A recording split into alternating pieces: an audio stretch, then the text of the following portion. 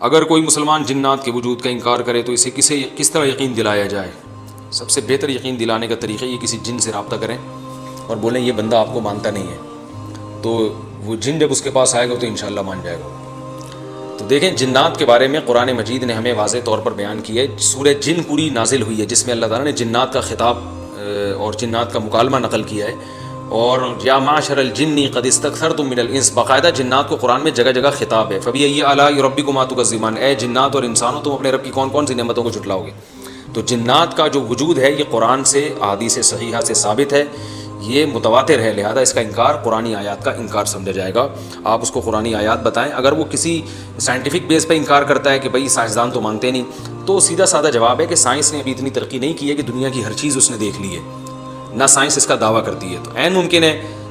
Science کی پہنچ جنات تک ہو جائے، اور یہ بھی ممکن ہے قیامت تک نہ ہو، کیونکہ اللہ نے کب کہا ہے کہ میں سائنس کو اتنی ترقی دوں گا کہ وہ کائنات کے ہر ذرے پر مطلع ہو جائیں گے۔ ترقی در ترقی ہوتی چلی جا رہی ہے، لیکن دنیا کی ہر چیز ابھی تک سائنس کی دسترس میں نہیں ہے۔ ہمارے ایک رشتہ دار تھے امریکہ میں نے ان سے پوچھا، ان کا بڑا تعلق تھا پڑھے لکھے لوگوں سے وہاں پہ، تو میں نے کہا وہ جو وہاں کے سائنسدان ہیں وہ جنات کو مانتے ہیں؟ انہوں نے کہا لیبارٹری کے اندر نہیں مانتے، لیبارٹری کے باہر مانتے ہیں، کیونکہ لیبارٹری کے باہر وہ بھی ایسے حالات دیکھ رہے ہوتے ہیں کہ لوگوں پہ جنات آ رہے ہیں، تو لیبارٹری کی حد تک تو وہ نہیں مانتے، کیونکہ لیبارٹری میں وہ جن کوئی ٹریس نہیں ہو پاتا، لیکن باہر مانتے ہیں۔ تو اللہ تعالیٰ کی پناہ میں آنا چاہیے ہمیں جنات کے شر سے، اللہ تعالیٰ سب کو محفوظ رکھے۔